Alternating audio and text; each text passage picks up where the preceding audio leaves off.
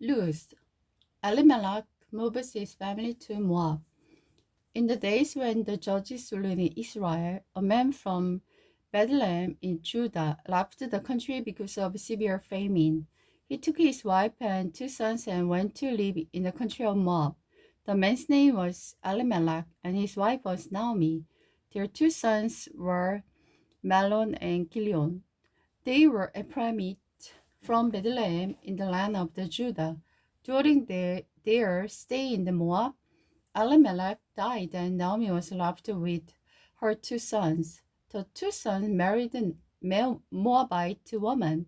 One married a woman named Orpah, and the other woman named Ruth. But about 10 years later, both Mahlon and Chilion died. This left Naomi alone without her husband or sons. Naomi and Ruth returned. Then Naomi heard in Moab that the Lord had blessed his people in Judah by giving them good crops again. So Naomi and her daughter-in-law got ready to leave Moab to return to her homeland. With her two daughter-in-law, she set out from the place where she had been living, and they took the road that would lead them back to Judah. But on the way, Naomi said to her two daughter-in-law, "Go back to your mother's home instead of coming with me." And may the husband and to me, may the Lord bless you with the security of another marriage. Then she kissed them goodbye. They all broke down and wept. "No," they said, "we want to go with you to your people." But Naomi replied, "Why should we go on with me? Can I still give birth to another son who could grow up to be your husband? No, my daughters, return to your parents' homes, for I'm too old to marry again. And even if it were possible and I were to get married tonight and bear a son, then what? Would you wait for them to grow up and refuse to marry someone else? No, of course not, my daughters. Things are far more bitter for me than for you, because the Lord himself has caused me to suffer."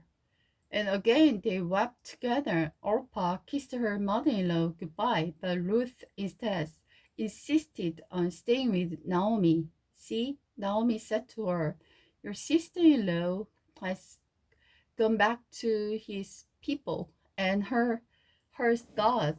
You should do the same." But Ruth replied, "Don't ask me to leave you.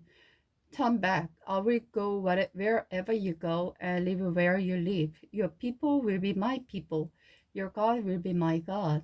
I will die where you die, and I will bury there. May the Lord punish me severely if I allow anything but death to separate us." So Naomi saw that Ruth had made up her mind to go with her. She stopped urging her. So the two of them continued on their journey. When they came to Bethlehem, the entire town was stirred by their arrival. "Is it really Naomi?" the woman asked.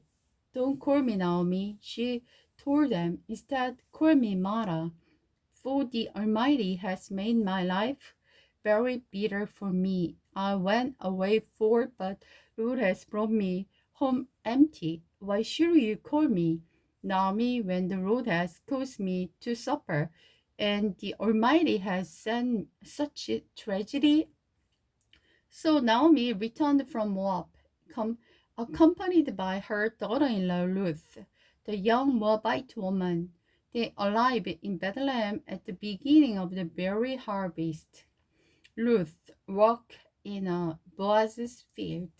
Now there was a wealthy and influential man in Bethlehem named Boaz, who was a relative of Naomi's husband Elimelech. One day Ruth said to Naomi, "Let me go out into the field to gather leftover grain behind anyone who will let me do it." And Naomi said, "All right, my daughter, go ahead."